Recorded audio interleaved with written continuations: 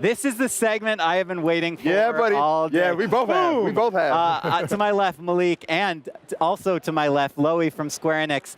Everybody, let's give Loey a round of applause. This is her first live segment for first D3. Thank you so much for joining us. You will do fine. It does not matter what you say right now. I have faith in her. We are talking about Dissidia Final Fantasy NT, which was recently revealed. It's coming to PS4.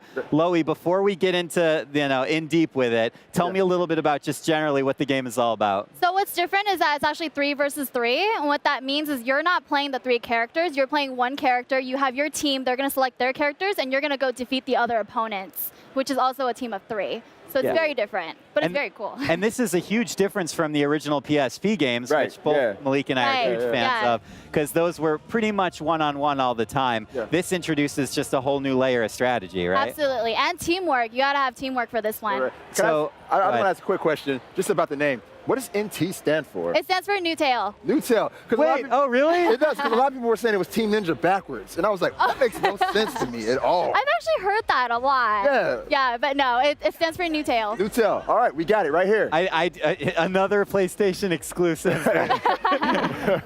So Loey, I know we have not revealed a lot of the villains that are going to be in this yet. I'm going to assume that there are villains in this game. Oh, of course, yeah. But tell us a little bit about the characters, because there's a lot of familiar faces in this game. There is, absolutely. Oh, yeah, there's Cheetahs right there. So the gameplay and the characters, you're going to have the house of all the most iconic heroes and villains from the franchise. I'm dying personally to play Sephiroth. I know a lot of people are too.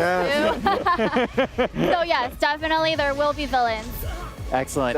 And the another big thing that's kind of different with this version of the game is that you guys have a class system in place now, right? So all the heroes, and maybe villains, fall into classes that kind of categorize what sort of fighter they are. Yep, so you have your Vanguard, who are heavy hitters. They're kind of slower on the slower end, and then you have your Assassins, who are very, very fast, and they can double jump. And then you've got your Marksmen, they're for long range attacks. And then you have Specialists, who are special in their own way. Right. Yeah. Do you have any favorites of the classes? I have to say I love Assassin. Okay. Just because for that speed, you can dodge quickly, you can attack. Yeah. That was Flawless? Is he Assassin? Flawless and Assassin. I love it. I was playing him yesterday. That was the one I felt resonated the most with me. Yeah, he is fast. Yeah. So how do you go about choosing your team? Is it just, do you just choose your one character and your team's kind of auto-assembled, or?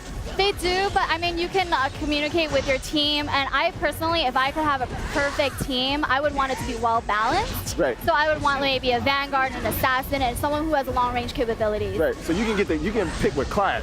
Right. Gotcha. Right. Yeah, and that's something to note, because obviously Dissidia has a single player, like where you're playing offline, but you also have online play, and that means that me and Malik and maybe Meredith can all jump in, be playing that together online, right? Or me. Okay. I figured you'd be busy, working on the game. Right. Always have time to play Dissidia. Right. Yeah, and there's a summoning system in this game too. Oh, yeah. The moment that you say Final Fantasy summons, I'm already in, but tell me a little bit about how that system works. So you get to select your summon, and then once you select the summons, once you're in the arena, the summoning cores will appear randomly. You attack it, it'll build up that meter, and then once the meter's full, you and your team press the touch pad, and then you'll be able to summon it. Easy. Right. And who do we got? Who are some classics? Oh, you've got some greatest classics. I love Shiva personally, but you've got Ifrit, Ramu, you've got Odin, you've got all the classics. I'm more of like an Alexander guy, dude. Alexander? Yeah, because like when I was like, oh, this is a giant holy robot. Like, who came up with that? Like he shoots like crazy laser beams, and like the ground explodes, and I was like, at that point, I was in love. Ever since then. Right. 4 or 6. I'm going to have the whole internet go after me because I don't remember. You better be careful with that, man. I know. Fanaticism No, there, dude, man. I understand. Trust me. Right. But as I was telling Loey before when we were playing the game for the first time, one of my tattoos is Dissidia related. Oh. So, I mean, I'm hardcore. Yeah. Go ahead. One thing I liked about the older Dissidias was some of the customization. And so could you tell us a little bit about all the elements that you'll be able to customize? Are there any customizable move sets or anything like that? Absolutely. So there's this thing called the EX skill. So basically in the demo that we have right now, it's preset between A and B. But once you actually have the game, you'll be able to customize how you want to use your EX skills. Some of them have HP regen, bravery regen, and the other ones are about how you want to attack. Nice. And of course, there's a lot of balance between different skills, right? So you were saying that some of the characters like way more long range focus than melee focus. So Absolutely. Right. very cool. All right, so I gotta bit of a curveball I'm going to throw at you here on the screen. Curveball. Maybe not much of a curveball. So, what is your dream team of 3 Final Fantasy heroes? Ooh, that is so hard. But like I said, I kind of want a balanced team. Okay. So definitely have to choose Cloud. Cloud is Bae. Cloud is Bae. My Bae. All right. I thought got Lightning, who's an assassin, so she's quick. And then probably Ashola, because she's a marksman, so she has long-range capabilities to help you in the match. I thought you were a Sephiroth fan, though. I was. Okay. But balance. Okay. It's kind of hard to balance with Sephiroth, I would feel. I mean, it's possible, but probably difficult. Yeah, I wonder if we'll be able to put Cloud and Sephiroth on the same team together. I would love to see that. That's a lot of workplace tension that you just don't want to bring around. Exactly. I don't want to be around that water cooler talk at all. Yeah. So tell us a little bit about, because there's a couple environments we were seeing in the footage. Yeah. So there's, of course, a lot of recognizable Final Fantasy locales as well. Yeah, so my personal favorite is Beset from Final Fantasy X. I love that. Midgar's back. So all the most amazing, beautiful stages are back too, and we could possibly be adding more as well.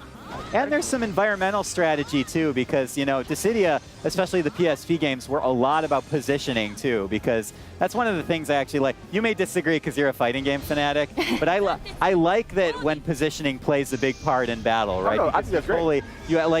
There's mountains and stuff in the original Dissidia that you kind of had to figure out where you were, and it's very vertical as well. Right. Yeah. I mean, that strategy must be hard to keep straight in your head. You have the 3D environment, and then on top of that, you have a little map on the right-hand corner, so that definitely helps out too. Right. Okay, good, because I can't keep track. I know, right? There's a lot going. I know, there's so much. Can you tell us a little bit about the basic movement in this game, like the dashing and stuff like that? Yeah, so what we have is the Bravery combat system. It's very unique. What you have to do first is accumulate the braveries, and then once you can do that, you attack with your bravery points, which was what you see here. Right.